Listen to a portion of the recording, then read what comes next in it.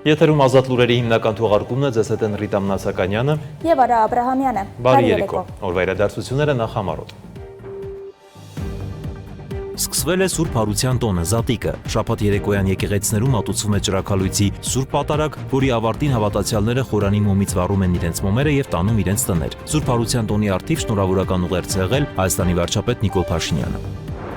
Նիկոլ Փաշինյանը Հայաստանի տնտեսական մրցունակության բարձրացումը քաղաքականությունների և վարչարարության բարելավման միջոցով խորագրով գործարար աշխատաժողովի մասնակիցների հետ այցելել է Կիրանց, ծանոթացել սահմանազատման գործընթացից հետո բնակավայրում ստեղծված ենթակառուցվածքներին։ Գյումրու համայնքապետարանում տեղի է ունեցել Վարդան Ղուկասյանի երթմնակալության արարողությունը։ Միջոցառումը սկսվել է տերունական աղոթքով և Հայաստանի հիմնով։ Ղուկասյանը նաև հանդես է եկել ելույթով, կրկին առիթը բաց չի թողել քննադատելու երկրի իշխանությանը, գովաբանելու Ռուսաստանին, խոսելու Արցախը վերադարձնելու և այլնի մասին։ Կառավարությունն առողջապահական ոլորտում բարեփոխումների գործընթացի շրջանակներում շարունակում է քաղաքացիներին տրամադրել անվճար դեղեր և բուժօգնություն։ Ծրագիրը շարունակվում է ընդլայնվել, ներառելով նոր դեղամիջոցներ և նոր բուժառուների խմբեր։ Երևանի Նոր-Նորք վարչական շրջանում իրականացվել է համաքաղաքային ծառատունկ մոտ 6 հեկտար տարածքում։ Ծառատունկին մասնակցել է նաև Երևանի քաղաքապետը։ Հակակոռուպցիոն կոմիտեում քննվող քրեական վարույթով պարզվել է, որ Արարատի մարզի Հովտաշատ համայնքի նախկին ղեկավարը 2013-ից 16 թվականների ընթացքում ձևական աճուրների միջոցով վաճառել է հողակտորներ, որոնք հետագայում ձևակերպվել են որդու անվամբ։ Համայնքին պատճառված խոշոր չափերով վնասը վերականգնվել է։ Շաբաթվա քրեական քրոնիկոնը։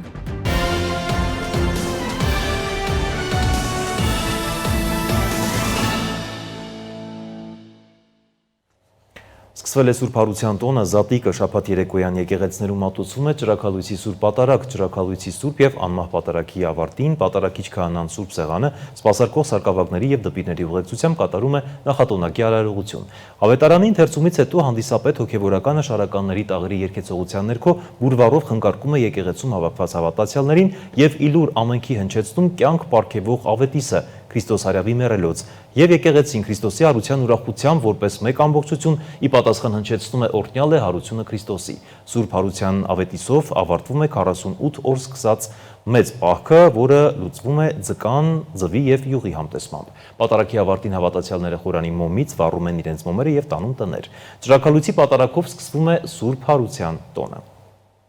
Սուրբ Հարության տոնի առթիվ շնորհավորական ուղերձ է եղել վարչապետ Նիկոլ Փաշինյանը։ Սիրելի ժողովուրդ, Հիսուս Քրիստոսի հրաշափառ հարության տոնի Սուրբ Զատկի ճրագալույց է և ես արդեն իսկ հաստատված ավանդույթի համաձայն ցանկանում եմ բոլորիդ Սուրբ Զատիկը շնորհավորել Սաղմոսով։ Սաղմոս համար 5 աղոթք ապահովության համար, դպրատպետին ժառանգորդների մասին Սաղմոս։ Ականջ դիր իմ խոսքերին Տեր և ուշ դարձրու աղաղակիս, ընդունիր ձայնն աղոթքներիս թագավոր իմ և Աստված իմ։ Աղաչում եմ քեզ Տեր, որ առավոտյան լսես ձայնն իմ, առավոտյան պատրաստ կլինեմ քո առջև կանգնելու։ Դու անօրենություն կամեցող Աստված չես և քեզ մոտ չարամիտներ չեն բնակվում, թող հանցագործները չապրեն աչքիդ առջև։ Դու ատեցիր անօրենություն գործողներին, կործանում ես բոլոր ստախոսներին, արյունահեղ և նենգ մարդուց գարշում ես Տեր, իսկ ես քո ամենաառատ ողորմության շնորհիվ կմտնեմ տունդ և քեզ վայել ակնածանքով կերկրպագեմ սուրբ տաճարիդ մեջ։ Տեր, արդարությամբ քո առաջնորդիր ինձ։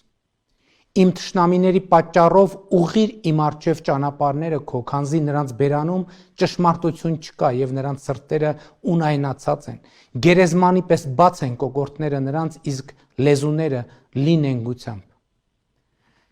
Դատիր նրանց Աստված, որ ետ կանգնեն իրենց մտքերից։ Իրենց անչափ ամբարշտության համար վանիր նրանց, քանզի դառնացրին քեզ։ Թող ուրախանան բոլոր նրանք, որ հույս են դնում քեզ վրա, հավիտյան թող ցնծան և դու ապրես նրանց մեջ։ Թող պարծենան քեզնով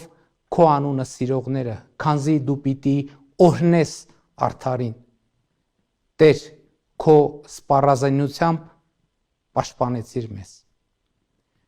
Քրիստոս հարյավ իմեռելոց օրհնյալ է հարությունը Քրիստոսի։ Իդեպ Երուսաղեմում Տիրոջ գերեզմանի տաճարում վարվել է սրբազան կրակը։ Սրբազան կրակի իջնելու հրաշքը տեղի է ունենում Քրիստոսի հարության տոնի նախօրեին ըստ Թուրյան օրացույցի։ Կրակը հայտնվում է Տիրոջ գերեզմանի տաճարում, որը կանգնեցված է այն տարածքի վրա, որտեղ Հիսուս Քրիստոսը խաչվել, թաղվել եւ հարություն է առել։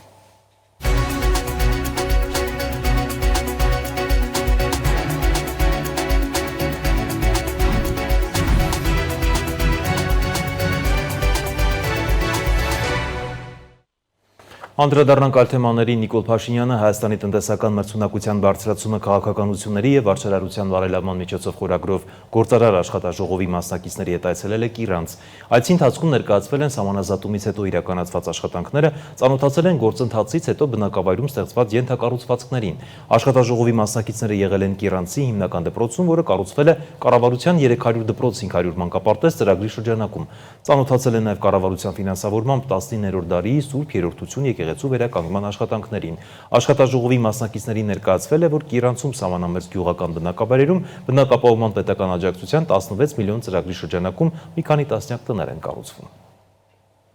Կարճատև դադարից հետո Բաքուն կրկին անցել է իր ապատեղեկատվական արշավին եւ հերթական իրականությանը չհամապատասխանող հաղորդագրությունը տարածել, հայտնելով, թե իբրև ապրիլի 18-ին ժամը 22:35-ի սահմաններում հայկական ստորաբաժանումները կրակ են բացել սահմանագոտու հարավ-արևելյան հատվածում տեղակայված ադրբեջանական դիրքերի ուղղությամբ։ Երևանը հերքել է Ադրբեջանի ռազմական գերատեսչության հաղորդագրությունը եւ դարձյալ հիշեցրել հրադադարի խախտման դեպքերի հետաքննության Հայաստան-Ադրբեջան համատեղ մեխանիզմ ստեղծելու առաջարկը, ինչին Ադրբեջանը դեռևս չի արձագանքել։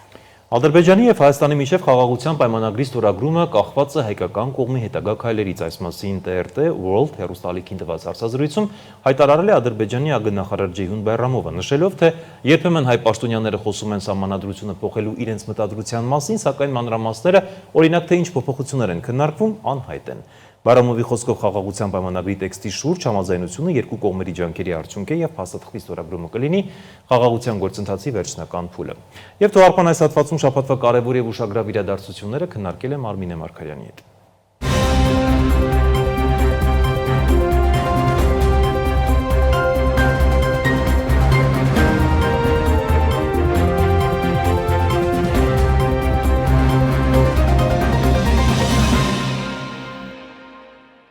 Բարի եկեք Տիկին Մարգարյան, շնորհակալություն հրավերն ընդունելու համար։ Բարի շնորհակալ եմ հրավերի համար։ Միասին փորձել ենք ամփոփել անցնող շաբաթվա կարևոր եւ ուշագրավ իրադարձությունները եւ սկսենք Անտալիայում տեղի ունեցած դիվանագիտական ֆորումից, որտեղ Հայաստանը ներկայացնում էր արտաքին գործերի նախարար Արարատ Միրզյանը։ Եվ այսպես շատերը նշեցին, որ պետք չէր գնալ այնտեղ, շատերը նշեցին, որ ճիշտ էր գնալ այնտեղ։ Ինչ արդյունք ձեռք բերեցինք, այսպիսի միջոցառումները արդյոք Հայաստանի համար կարևոր են եւ եթե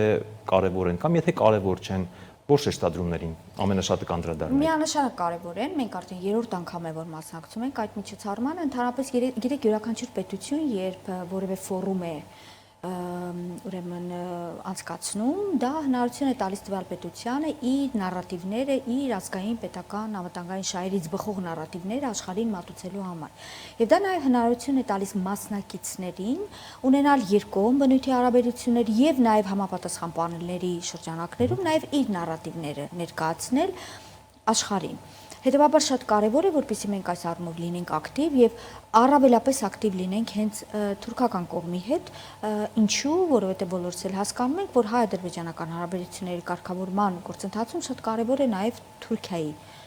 դիրքավորումը, այո, դերակատարումը եւ դիրքավորումը։ Նույնը մենք կարող ենք ասել մեր Երևան դիալոգի մասին, որ մենք արդեն երկրորդ տարի այս տարի անցկացնելու ենք, որը նորից մեր համար հնարավորություն է տալու մեր նարատիվները աշխարհին մատուցելու համար։ Ինչ վերաբերում է ֆորումի կարևորությունը հենց Հայաստանի համար, մենք ունեցանք այնտեղ պանելային քննարկում, որին մասնակցում էին հայկական, ադրբեջանական եւ վրացական կողմի ներկայացուցիչները։ Դա նույնպես բավական կարևոր էր, բավական կարող եմ ասել պրոդուկտիվ էր, արդյունավետ էր, որովհետև հայկական կողմը հնարավորություն ունեցավ իր բոլոր դիրքորոշումները առաջ տանել, ներկայացնելու, թե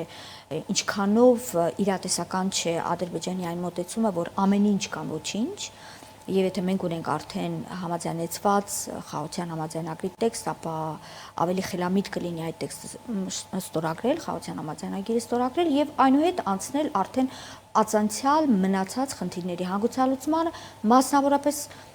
քանի որ Հանրապետության արտաքին գործերի նախարար Միրզոյանը ընդգծեց, որ այդ համաձայնագրի տեքստում կա այնպիսի դրույթ, որը ենթադրում է հանձնաժողովի ստեղծում հայ-ադրբեջանական, որը կզբաղվի հետայսու այն հարցերի դիտարկմամբ, քննարկմամբ եւ հանգուցալուծմամբ, որոնց վերաբերյալ կողմերը համաձայնագրի ստորագրումից հետո կունենան տարաձայնություններ։ Դա իհարկե կարող է վերաբերել եւ համաձայնագրի տեքստի դրույթներին եւ այն հարցերին, որոնք դուրս են մնացել համաձայնագրի տեքստից։ Հետևաբար միանշանակ սա արդյունավետ է եւ կարծում եմ, որ մենք պետք է առասարակ լինենք ամենուր, որտեղ կա Ադրբեջանը։ Տեսեք, Տիկին Մարգարյան, ֆորումին իհարկե ադրբեջանական կողմը բավականին, այսպես են ասում վերլուծաբանները, միջազգային մամուլը, փորձում էր ճնշել թուրքական կողմին, որպեսզի հայ-թուրքական հարաբերությունները ածանցեն հայ-ադրբեջանական հարաբերությունների հետ, որը այդքան էլ ճիշտ չի, որտեղ հայ-թուրքական հարաբերությունները պետք չի կապել հայ-ադրբեջանական հարաբերությունների հետ, եւ Թուրքիան էլ կարծես մինչև վերջ ազնիվ չի խոսում, ասելով, որ մենք Հայաստանի հետ սահմանը կբացենք եւ մնացած բոլոր գործառույթները կիրականացնենք պայմանով, երբ հայ-ադրբեջանական հարաբերությունները կարգավորվեն Ադրբեջանի շահը գերադասելով։ Այս մասով մեկնաբանեք։ Իհարկե հայկական կողմի դիրքորոշումը հետեւյալն է, որ շատ ավելի խելամիտ կլիներ, եթե հայ-թուրքական հարաբերությունները կարգավորվեն, որովհետև դրանից հետո շատ ավելի հեշտ կլիներ անցնել հայ-ադրբեջանական հարաբերությունների կարգավորմանը, բայց Թուրքիայի համար, ինչպես հասկանում եք, սա կարմիր գիծ է, որը ամենևին չի նպաստում հենց հայ-ադրբեջանական հարաբերությունների կարգավորման գործընթացին։ Սա ես ըստ էության դիտարկում եմ որպես նախապայման։ Միևնույն ժամանակ մենք տեսնում ենք, որ Թուրքիայի եւ Ադրբեջանի հարաբերություններն էլ վերջին ժամանակներս բավական լարված են եւ մենք պետք է կարողանանք այս իրավիճակից օգտվել, որպեսզի Թուրքիային հնարավորինս ունենանք որպես շահագրգիռ կողմ հայ-թուրքական հարաբերությունների կարգավորման առումով։ Ես այստեղ հենց միտումնավոր չեմ օգտագործում միջնորդ կողմ ուրեմն արտահայտությունը եւ եթե հիշում եք, երբ Արադ Միրզոյանը հարցազրույց է տալիս թուրքական լրատվամիջոցներին, այդպիսի հարց հնչեց, արդյոք դուք դիտարկում եք Թուրքիայի հնարավոր միջնորդական առաքելության հնարավորությունը եւ պատասխանը հետեւյալն էր, որ կարծես թե ժամանակահատվածը ցույց է տալիս, որ երկում ձևաչափով շատ ավելի հեշտ են կողմերը կարողանում բանակցել եւ իհարկե մենք կարող ենք ուրեմն ողջունել բոլոր այն երրորդ կողմի ցանկությունները եւ գործողությունները, որոնք միտված կլինեն հայ-ադրբեջանական հարաբերությունների կարգավորմանը, բայց դիտարկել որպես միջնորդ, կարծում եմ, հենց հատկապես Թուրքիայի պարագայում դա չի բխում հայկական կողմի շահերից։ Հետևաբար այո, հայ-թուրքական հարաբերությունների կարգավորումը շատ ավելի լավ կլիներ, եթե լիներ առաջին տեղում, որտեղ դրանից հետ մենք շատ լավ հասկանում ենք, որ Ադրբեջանը նաև խոչընդոտում է հենց համաձայնագրի ստորագրումը, որովհետև շատ լավ է հասկանում, որ դրանից հետո հայ-թուրքական հարաբերությունների կարգավորման համար լայն դաշտ է բացվելու, իսկ Ադրբեջանի հիմնական նպատակը բնականաբար ոչ թե այն արդար ուրեմն երկարատև խաղաղության հաստատումն է տարածաշրջանում, որի մասին մենք ենք խոսում, այլ հնարավորինս Հայաստանի մանևրելու հնարավորությունները սահմանափակելն է։ Տեսեք, արտգործնախարարների, այդ շփումից հետո արտաքին գործերի նախարարը Թուրքիայում էր, Անտալիայում էր, հաջորդեց փոխարտգործնախարարների հանդիպումը Վրաստանի, Ադրբեջանի եւ Հայաստանի։ Էլի փորձում են ինչ-որ բաներ անել վրացական կողմի մոդերատորությամբ, որպեսզի հարաբերությունները կարգավորվի, բայց միևնույն ժամանակ Ադրբեջանը տարատեսակ միջոցառումներ է կազմակերպում եւ լայն շատ վտանգավոր թեզ է տանում Արմենիան-Ադրբեջան խոսույթը։ Այս մասով։ Այո, շնորհակալ եմ, որ ընդգծում եք սա, որովհետեւ կարծես թե այս հարցը մեր հանրային դաշտում մեդիա դաշտում այն չափով է եւ շատ չի խոսվում այս մասին։ Գիտեք որն է խնդիրը, մենք հասկանանք որն է խնդիրը եւ հասկանանք թե այդ խնդրից ածանցյալ ինչ գործողություններ մենք պետք է իրականացնենք։ Խնդիրն այն է, որ մեր խաղաղության օրակարգը որպես այդպիսին մի օրակարգ է, որ իր մեջ ներառում է թշնամանքի էջը փակելը։ Եվ իշխանությունները այս ուղղությամբ բավական լուրջ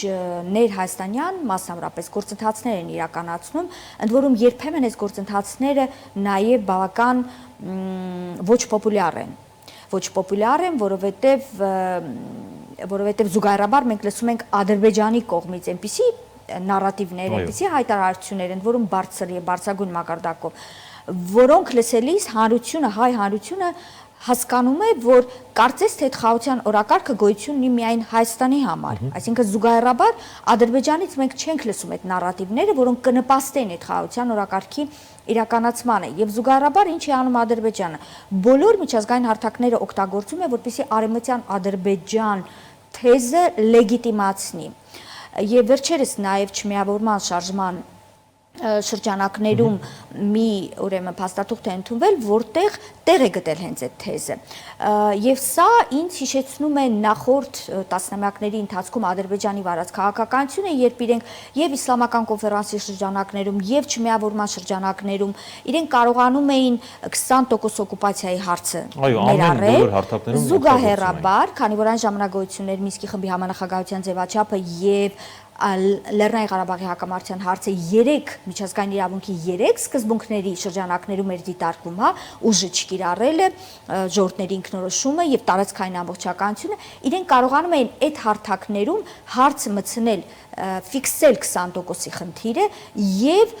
հարցը ներկայացնել, որ այն պետք է լուծի տարածքային ամբողջականության շրջանակներում։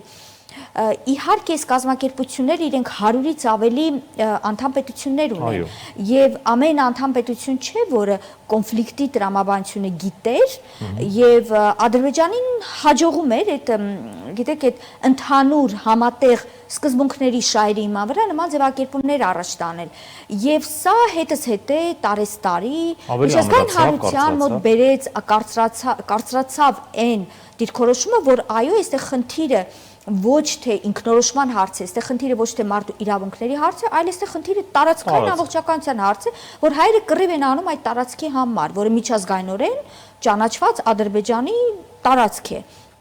Հետևաբար հիմա մենք այս առումով մենք այդ անցյալի մեր սխալները պետք է հիշենք եւ նաեւ շատ լուրջ մոնիտորինգ իրականացնենք, թե անցյալում Ադրբեջանի մեթոդաբանությունը գործելու որն էր եւ հիմա փորձենք շրջանցել այդ ուրեմն հաղթահարել այդ խնդիրները։ Մասնավորապես մենք կխոսենք արդյոք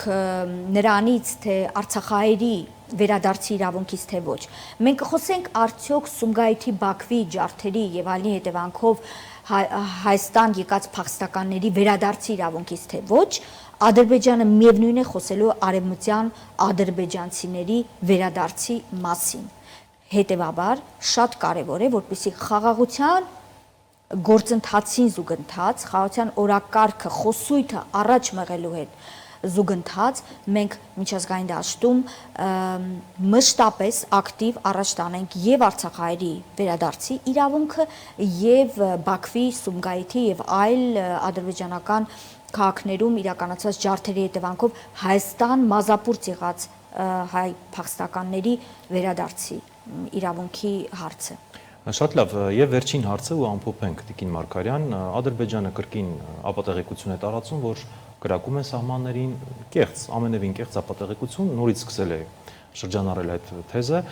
զուգահեռ իրականության մեջ Միացյալ Նահանգների թիվ 1 գերտերության ղեկավար Դոնալդ Թրամփը կարծես կարմիր լույս է վառում Իսրայելի նկատմամբ, որ չհարվածես, միջուկային որևէ գործարքի մեջ չմտնես, հարվածելու մասով եմ խոսում Իրանի հետ, այսինքն Իրանին նույնպես մեսիջ է հղում։ Այս ֆոնին Ադրբեջանը կարող է այսպես ասած ժողովրդական լեզվով խելքը գլուխը հավաքել եւ չգնալ սադրանքների։ Դե մեծ պատերազմի էր ինքը պատրաստում ստեցություն։ Այո, գլոբալ տարածաշրջանային պատերազմի էր պատրաստվում։ Այս պայդրությամբ մենք տեսնում ենք, որ դա կարծես չի հաջողվում եւ մասնավորապես ինչու, որովհետեւ այստեղ Իրանի հետ բանակցություններում դա միայն միջուկային ծրագրի հարցը չէ, դա նաեւ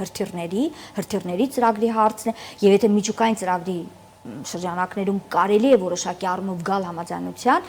այն պայմանները, որոնք առաջ են քաշում Միացյալ Նահանգների կողմից հրթիռների ծրագրերի վերաբերյալ, այստեղ խնդիրները շատ ավելի լուրջ են, որովհետև եթե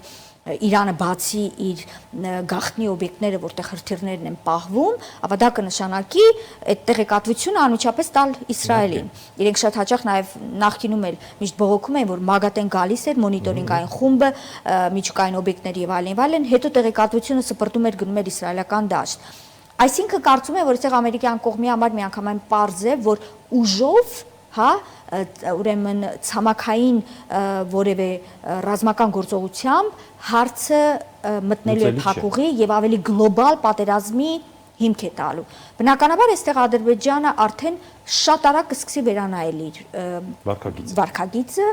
եւ կարծում եմ արդեն որոշակի առումով ավելի հակված կլինի Հայաստանի հետ բանակցելու, որովհետև այսօր կարծես թե տեղի եւ վայրի վերաբերյալ բանակցություններ գոյություն չունեն,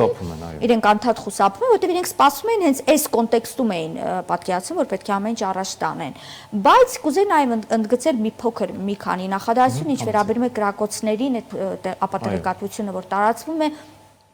այնուամենայնիվ կարծում եմ, որ լարված պահելով հանդերձ իրավիճակը, սահմանային իրավիճակը Ադրբեջանը նաև փորձում է դելեգիտիմացնել Եվրոպական միության քաղաքացիական առաքելությանը, որովհետև մենք տեսնում ենք, որ այս ժամանակահատվածում ԵՄ քաղաքացիական առաքելության կողմից կարծես թե հայտարարություններ չեն լինում առայն, որ Ադրբեջանը կրակում է, որտեղ մենք ունենք ապացույցներ, իրենք չունեն, չեն ներկայացում, բայց մենք ներկայացում ենք։ Ես կարծում եմ նաև պետք է կապել նրա հետ, որ մենք ըստ էության համաձայնել ենք ԵՄ քաղաքացիական առաքելության ուրեմն ծառայություններից հրաժարվելու այդ դիրքորոշմանը, եթե խաղաղության համաձայնագիրը ստորագրվի։ Շնորհակալ եմ հրավերն ընդունելու համար։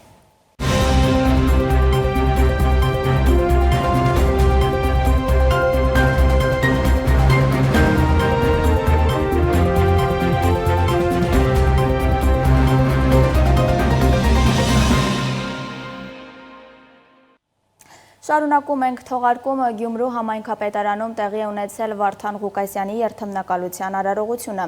Նա պաշտոնապես տանձնել է համայնքապետի պաշտոնը։ Երթման արարողությանը ներկա էր նաև Շիրակի թեմի առաջնորդ Միքայել arczepiskopos Աճապահյանը, Ռուսաստանի հյուպատոսը։ Միջոցառումը սկսվել է տերունական աղոթքով ու Հայաստանի հիմնով, իսկ երթմնակալությունից հետո ելույթ է ունեցել Շիրակի թեմի առաջնորդը։ Arczepiskopos-ի խոսքից հետո Ղուկասյանին է հանձնվել Գյումրի քաղաքի խորհրդանիշներ հանդիսացող լանջաշղթան եւ բանալին, որից հետո նա ելույթ է ունեցել։ Իսկ ելույթի առանցքում ոչ միայն քաղաքի խնդիրներն էին։ Նա կրկին առիթը բաց չի թողել քննադատելու երկրի իշխանությանը, գովաբանելու Ռուսաստանին, խոսելու Արցախը վերադարձնելու եւ այլնի մասին։ Իդեպ այսօր Վոլոդիա Գրիգորյանն էլ երթմամբ ստանձնել է Փարաքար խոշորացված համայնքի ղեկավարի պաշտոնը։ Կառավարությունն առողջապահական ոլորտում բարեփոխումների գործընթացի շրջանակներում շարունակում է քաղաքացիներին տրամադրել անվճար դեղեր եւ բուժօգնություն։ Պետության համար առաջնային է, որ այդ քաղաքացիները բուժում ստանալու ճանապարհին չհանդիպեն ֆինանսական անլուծելի խնդիրների։ Դեղորայքը տրամադրվում է ինչպես քիմիաթերապիայի, այնպես էլ այլ բուժումների համար։ Ծրագիրը շարունակում է ընդլայնվել, ներառելով նոր դեղամիջոցներ եւ նոր բուժառուների խմբեր, բայց այսպիսի ծրագրերը հնարավոր է կյանքի կոչել ու ընդլայնել միայն պետբյուջեից նոր ֆինանսավորում հատկացնելու դեպքում, իսկ դրա համար անհրաժեշտ է բարեխղճորեն վճարել հարկերը, որոնք կուղղվեն մարդու կյանքի փրկության գինն արժեցող ծրագրերի իրականացմանը։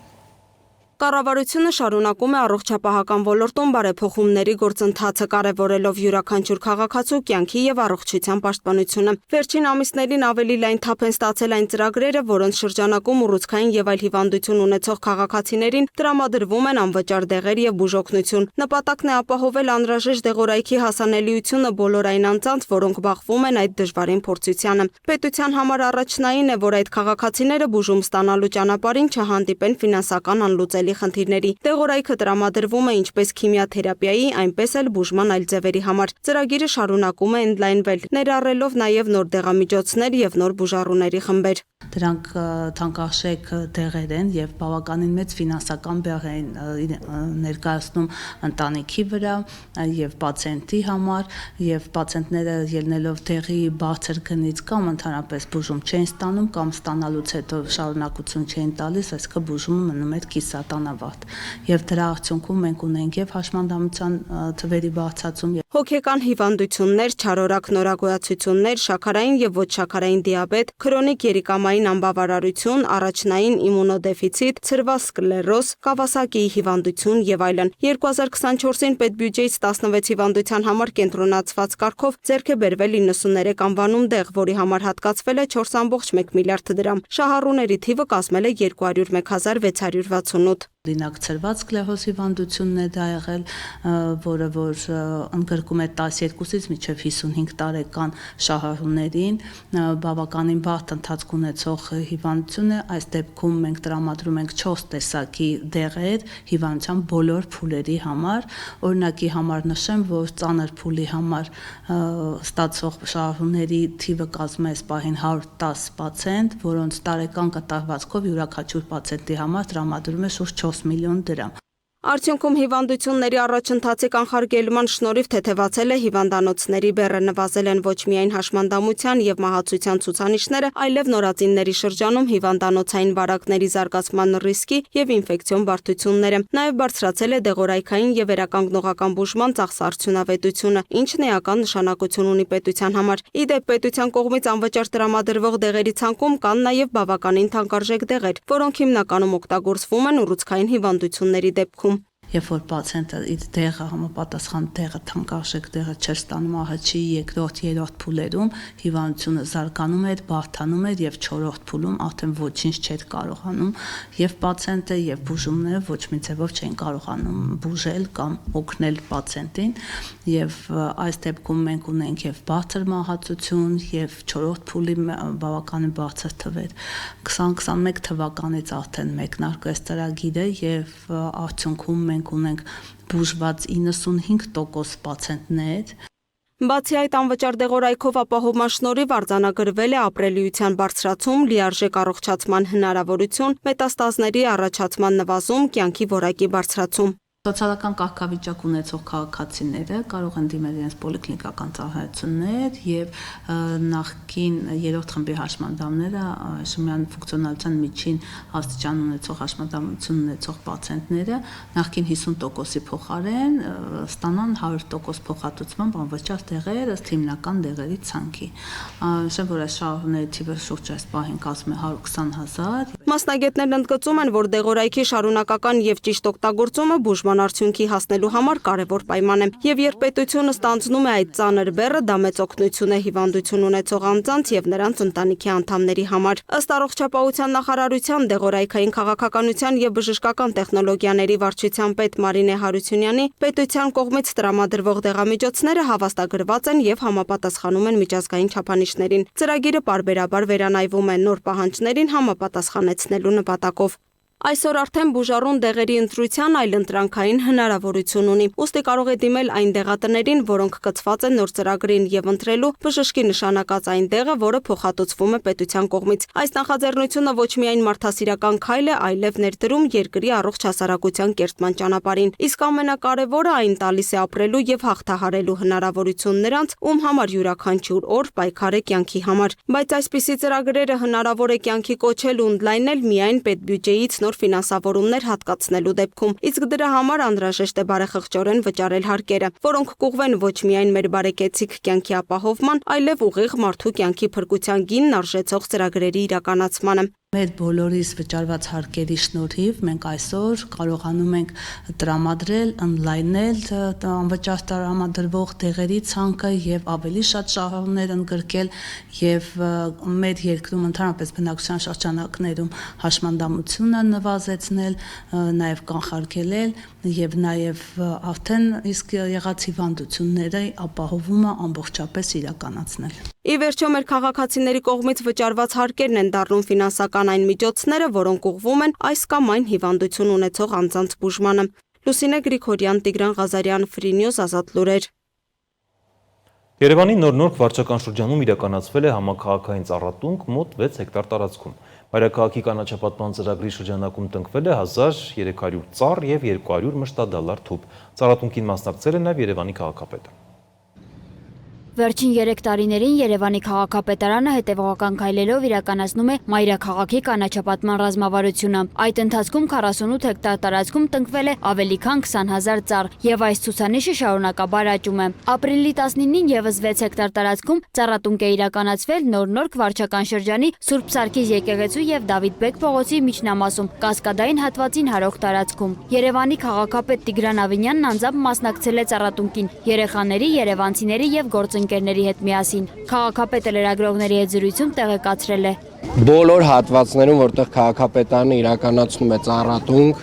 նախորոք իրականացվում են ոռոգման համակարգի ներդրումը, որովհետև փորձը ցույց է տվել նախկին վատ փորձը, որ առանց այդ ոռոգման համակարգի ներդրման ծառերի կպչողականությունը շատ ցածր է լինում եւ այդ իսկ պատճառով բոլոր այն ծրագրերը, որ վերջին 3 տարվա ընթացքում Երևանի քաղաքապետարանը իրականացրել է, բոլորը զուգորդվել են նաեւ ոռոգման համակարգի ներդրմամբ եւ գրեթե այդ պատճառով նաեւ ունենք մոտավորապես 95% կպչողականություն։ Վերջերս տարբեր սոցիալական հարթակներում հրապարակվում էին տեսանյութեր եւ լուսանկարներ, ըստ որոնց իբրև քաղաքապետարանի աշխատակիցները հատել են կենսունակ ծառեր եւ հատման հետքերը փորձել ծածկել հողով։ Ավինյանը պարզաբանել է. Այս հատվածում 23-4 ծառ է հատվել ընդհանրապես այս տարածքում, նախկինում այո, այս հատվածում եղել են ծառեր, բայց ժամանակի ընթացքում այդ ծառերը կամաց ոռոգման համակարգի բացակայության պատճառով, տարբեր պատճառներով չորացել են եւ վերջին անգամ այստեղ, որ աշխատանքները իրականացրեն զբուն կանաչապատման հողակը, ընդհանրապես 23 չորացված ծառ է հեռացրել, իսկ այսօր մենք տնկում ենք 1300 ծառ եւ 200 մշտադալար թուփ։ Բացի ընթացիկ աշխատանքներից քաղաքապետը նաև հայտարարել է ապագա խոշոր ծրագրերի մասին, ընդգծելով Դալմայի այգիներում նախատեսվող անտառապատման նախաձեռնությունը։ Ամենամեծ մեր ծրագիրը, որ հաջորդը պլանավորում ենք, մոտավորապես 250 հեկտար տարածքի վրա Դալմայի այգիներում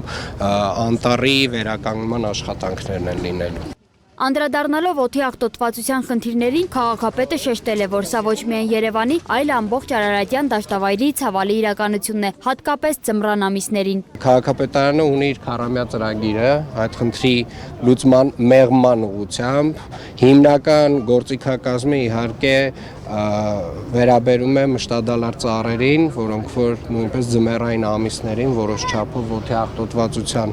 խնդիրը իրենց վրա լուծելու խնդիրը իրենց վրա են վերցնում, բայց նաև այդ ծրագրում տարատեսակ այլ միջոցառումներ, որոնք վերաբերում են, այսպես ասած, առանց կատալիզատորների ավտոմեքենաների շահագործմանը, էական աղտոտվածություն ապահովող գործարաններին են վերաբերում եւ այդպես շարունակ։ Կանաչապատում եւ շրջակա միջավայրի ապահովություն համայնքային ոչ առևտրային կազմակերպության տնօրեն Արմեն Բեգոյանը մանրամասնորեն ներկայացրել է, թե Նորքի հատվածը հիմնականում ինչ ծառատեսակներով է հարստացել։ Քարքարոտ հատվածում կներ եւ թթենի։ Քարքարոտ հատվածներում տնկվում են թթենիներ, նշենիներ, հիմնականում որոշ մասը ծիրանիներ եւ ինչպես ասեցի սալորենիներ։ Կա ընդամենը 50 տանձենի, քանակը քիչ է, դրա համար չնշեցի։ Բացի 800 պտղատու ծառերից տնկվել են նաեւ 500 դեկորատիվ ծառատեսակներ, ձիակասներ, սոսիներ, կատալպաններ եւ այլն։ Անդրադառնալով ծառատնկման արդյունավետությանը, Բեգոյանը նշել է, որ այս տարվա ամռանն արդեն որոշ հատվածներում կլինեն ստվերային գոտիներ, քանի որ օգտագործվել են արդեն բավականին մեծ ծառեր, իսկ մոտ 3 տարուց կասկադային հատվածին հարող տարածքը կլինի ամբողջությամբ կանաչապատված։ Սոնա Գիշյան, Տիգրան Ղազարյան, Free News, Ազատ լուրեր։ Այլ թեմաներ հակակոռուպցիոն կոմիտեում քննվող քրեական վարույթով պարզվել է, որ Արարատի մարզի Հովտաշատ համայնքի նախկին ղեկավարը 2013-ից 16 թվականների ընթացքում ձևական աճուրդների միջոցով չարաշահելով իր լիազորությունները վաճառել է հողակտորներ, որոնք հետագայում ձևակերպվել են որդու անվամբ։ Հիմնավորվել է, որ հիշյալ համայնքի ղեկավարի կողմից ապօրինի օտարվել է 13 հողատարածք։ Համայնքին պատճառված 90 միլիոն դրամի վնասն արդեն վերականգնվել է։ Շաբաթվա քրեական քրոնիկոնը։ Ռոբերտ Քոչարյանի ապօրինի գույքի գործով նիստը փաստաբանների միջնորդությամբ հետաձգվել է Սահմանադրական դատարանի օրերս հրապարակված որոշմամբ պայմանավորված։ Դատարանը ապօրինի գույքի բռնականցման օրենքը սահմանադրական է համարել, բայց ընդգծել, որ բռնականցման ենթակա է այն գույքը, որը ձեռք է բերվել պաշտոնը ստանձնելուց հետո եւ որը կապ ունի հանցանքի հետ։ Ապօրինի գույքի գործով Քոչարյանից 22 անշարժ գույք է պահանջվում, այդ թվում 4 միլիարդ 31 միլիոն դրամ արժողությամբ առանձնատունը։ Վերաքննիչը դատարանը բավարարել է դատախազության բողոքը, բեկանել է Առաջին ատյանի ընդհանուր իրավասության դատարանի Սերժ Սարգսյանի եւ մյուսների արդարացման վերաբերյալ դատական ակտն ու գործն ուղարկել նոր քննության։ Այդ մասին հայտնում են Հայաստանի գլխավոր դատախազությունից։ Սերժ Սարգսյանը մեղադրյալ էր պետբյուջեից մոտ 5 միլիարդ դրամի հափշտակությունը կազմակերպելու համար։ Առաջին ատյանի դատարանի դատավճռով նա արդարացվել էր, որի դեմ դատախազությունը վերաքննիչ բողոք էր ներկայացրել։ Վարդան Ղուկասյանի գործով նիստին դատարանը հետազոտել է 4 հողամասերի օտարման դրվագները, որոնք ընդգրկված են եղել հողային օրենսգրքի սահմանափակումների ցանկում։ Ընդհանուր օգտագործման տարածքները ենթակա չէին սեփականաշնորհման։ Նրան մեղադրանքի առաջադրվել 40 դրվագով։ Ընտրակաշարք տալու, ստանալու եւ բարեգործության արգելքը խախտելու համար մեղադրվող 4 անձի վերաբերյալ 2 քրեական վարույթներն ուղարկվել են դատարան։ Պարզվել է, որ Գյումրու ավականու արտահերթ ընտրություններին մասնակցող կուսակցությունների դաշինքի տեխնացուն իր հետ մտերիմ հարաբերությունների մեջ գտնվող Գյումրու բնակչին խոստացել է անհրաժեշտ գումար տրամադրելու եղանակով ֆինանսավորել նրա կողմից ղեկավարվող պարային խմբի մասնակիցների հագուստների պատրաստման եւ ձեռքբերման գործընթացը։ Միաժամանակ խոստանալով ցուցակագրել պարային խմբի կահավորման համար անհրաժեշտ այլ ծախսերը կուսակցության միջոցների հաշվին դրանք ապահովելու նպատակով։ Մեկ այլ քրեական վարույթի նախաքննությամբ էլ պարզվել է, որ Գյումրու բնակիչը որոշ անձանց հետ նախնական համաձայնությամբ ընտրությանը մասնակցելու եւ իր ներկայացրած կուսակցությունների դաշինքի օգտին քվեարկելու համար 2 ընտրողի որպես ընտրակաշարք խոստացել եւ առաջարկել է դրամական միջոց։ Վերջիններս ընդունել են առաջարկը խոստանալով նշված ընտրակաշարքի դիմաց քվեարկել տվյալ կուսակցությունների դաշինքի օգտին։ Քրեական վարույթներով նախաքննությունն ավարտվել է։ Հերքում մարտի 22-ին հրապարակված տեսանյութում տեղեկություն էինք տարածել այն մասին, թե Չարենցավանի դպրոցի նախկին տնօրեն Աննա Բալյանի դեմ քրեական վարույթ է նախաձեռնվել դպրոցական սննդի ծրագրում ու ֆինանսական այլ գործարքներում չարաշահումների համար։ Ավելի ուշ Free News-ը հակակոռուպցիոն կոմիտեից տեղեկացավ, որ այս չարաշահումների վերաբերյալ վարույթ առկա է, սակայն գործով դեռևս որևէ մեղադրյալ չկա։ Հետևաբար Չարենցավանի դպրոցի նախկին տնօրեն Աննա Բալյանի դեմ քրեական վարույթ չի նախաձեռնվել։ Իսրայելը չի բացառում, որ առաջիկա ամիսներին հարվածներ կհասցնի Իրանի միջուկային օբյեկտներին, չնայած այն հանգամանքին, որ Միացյալ Նահանգների նախագահ Դոնալդ Թրամփը հայտնել է Իսրայելի վարչապետ Բենյամին Նեթանյահուին, որ Վաշինգտոնը դեռևս պատրաստ չէ աջակցել նման գործողության։ Իսրայելի ղեկավարությունը պարբերաբար հայտարարում է, որ թույլ չի տա Թեհրանին ձեռք բերել միջուկային զենք։ Նեթանյահուն իր հերթին պնդում է, որ Իրանի հետ ցանկացած բանակցություն պետք է հանգեցնի նրա միջուկային ծրագրի ամբողջական լուծարմանը։ Ինչպես ավելի վաղ էինք հայտնել, Իտալիայի մայրաքաղաք Հռոմում ընթանում է Իրանի եւ Միացյալ Նահանգների ներկայացուցիչների միջև բանակցությունների երկրորդ փուլը, որտեղ երկու կողմերը քննարկում են Թեհրանի քաղաքացիական միջուկային ծրագիրը ու այդ երկրի դեմ ամերիկյան պատժամիջոցների դադարումը։ Միջազգային նորությունները տեսաշարով։ Միացյալ Նահանգների նախագահ Դոնալդ Թրամփը հրաժարվել է ուկրաինական հակամարտության կարգավորման ժամանակ ժամկետներ նշել։ Սպիտակ տանը լրագրողները նրան խնդրել են մեկնաբանել պետքարտուղար Մարկո Ռուբիոյի խոսքերն այն մասին, թե Ուկրաինայում հակամարտությանը վերջ դնելու հնարավորության մասին պատկերացումներ կլինեն առաջիկա օրերի ընթացքում։ Այո, շատ շուտով արձագանքել է Թրամփը։ Լրագրողները փորձել են հստակեցնել, քանի օր հետո դա տեղի կունենա, ինչին ի պատասխան նա նշել է, հստակ ժամկետ չկա։ Թրամփը հայտնել է, թե իր ղեկավարությամբ գործող վարչակազմը հրաժարվի Ուկրաինայում ճգնաժամի կարգավորման փորձերից, եթե կողմերից մեկը բարդացնի բանակցային գործընթացը։ Պեկինը ապրիլի 18-ին հերքել է Կիևի մեղադրանքները, ըստ որի Չինաստանը զենք է մատակարարում Ռուսաստանին, որը շարունակում է իր լայնածավալ հարձակումներն Ուկրաինայի վրա։ ՉԺՀ-ի արտաքին գործերի նախարարության խոսնակ Լին Ցյանի խոսքով Չինաստանը երբեք մահացու զենք չի մատակարարել հակամարտող կողմերից որևէ մեկին։ Միաժամանակ բոլոր կրկնակի նշանակության ապրանքները, որոնք կարող են օգտագործվել ինչպես քաղաքացիական, այնպես էլ ռազմական նպատակներով, ենթարկվում են խիստ վերահսկողության, ընդգծել է նախարարության խոսնակը։ Մինչդեռ Ուկրաինայի նախագահ Վոլոդիմիր Զելենսկին Կիևում կայացած մամուլի ասուլիսում հայտարարել էր, որ կարծում են Չինաստանի ներկայացուցիչները զբաղվում են Ռուսաստանի տարածքում զենքի արտադրությամբ։ Լեհաստանի նախագահ Անջեյ Դուդան հայտարարել է, որ իր երկիրը պետք է ձգտի ընդգրկվել Ֆրանսիայի միջուկային զսպման համակարգում, նաև միանալ Միացյալ Նահանգների հետ համատեղ միջուկային զենքի օգտագործման ծրագրին։ Նրա խոսքով Լեհաստանը պետք է ամրապնդի իր պաշտպանունակությունը հաշվի առնելով տարածաշրջանում առկա սպառնալիքները։ Դուդան ընդգծել է, որ այս որոշումներն ուղղված են ՆԱՏՕ-ի անվտանգության համակարգն ուժեղացնելուն։ ՆԱՏՕ-ի հիմնական խնդիրն է հակազդել Ռուսաստանի ագրեսիվ պահվածքին, հավելել է նա։ Միջուկային զենքի համատեղ օգտագործման ՆԱՏՕ-ի ծրագիրն առկա է մի շարք անդամ երկրների, ներառյալ Գերմանիայի, Իտալիայի, Բելգիայի եւ Նիդերլանդների ծրագրերում։ Իրանի արտգործնախարարի գլխավորած պատվիրակությունը ժամանել է Հռոմ։ Այսօր Իտալիայի մայրաքաղաքում նախատեսված է Միացյալ Նահանգներ-Իրան միջուկային բանակցությունների երկրորդ փուլը։ Բանակցությունների առաջին փուլը տեղի ունեցել անցած շաբաթ օրը Օմանում։ Իրանի արտգործնախարար Աբբաս Արաղչիի եւ Միացյալ Նահանգների նախագահի հատուկ բանագնաց Սթիվ Ուիթքոֆի միջև։ Սա Իրան-Միացյալ Նահանգներ միջուկային բանակցությունների շուրջ ամենաբարձր մակարդակով հանդիպումն էր միջուկային գործարքի տապալումից ի վեր։ Պաշտոնական Թեհրանը պնդում է, որ բանակցությունների հաջորդ փուլը տեղի կունենա Օմանի միջնորդությամբ եւ որ կողմերը կկենտրոնանան բացառապես միջուկային խնդրի եւ պատժամիջոցների վերացման վրա։ Ստամբուլում մեկնարկել է անցած ամիս Թուրքիայում տեղի ունեցած վերջին 10 տարվա ամենամարդաշատ բողոքի ցույցերի ընթացքում ձերբակալված տասնյակ լրագրողների եւ ուսանողների դատավարությունը։ Մեղադրյալի աթոռին են 189 ամբաստանյալներ, որոնք մասնակցել են Ստամբուլի ընդդիմադիր քաղաքապետ Էքրեմ Իմամօղլուի ձերբակալության դեմ ցույցերին կամ լուսաբանել են բողոքի ակցիաները։ Նրանց մի շարք մեղադրանքներ են առաջադրվել, այդ թվում ապօրինի հավաքներին մասնակցելու, ոստիկանության նախազգուշացումներին չենթարկվելու հոդվածներով, որոնք հաստատվելու դեպքում մինչև 4 տարվա ազատազրկում է սպառնում։ Իրավապաշտպան մի շարք կառույցներ կոչ են արել անհապաղ ազատ արձակել բանտարկված լրագրողներին, պնդելով, որ նրանց նկատմամբ հետապնդումը կամայական է։ Իսրայելը կարող է հարվածել Իրանի միջուկային օբյեկտներին առաջիկա ամիսներին, չնայած Միացյալ Նահանգների նախագահ Դոնալդ Թրամփի նախազգուշացմանը, հայտնում է Reuters-ը հղում անելով անանուն պաշտոնյային եւ խնդրին ծանոթ երկու անձանց։ Գործակալությունը մանրամասնում է, որ Իսրայելը Սպիտակ տանն առաջարկել է ներկայացնել տարբեր ինտենսիվության իրանական միջուկային օբյեկտների դեմ գործողությունների, այդ թվում օդային հարվածների եւ հատուկ նշանակության ուժերի կիրառման վերաբերյալ։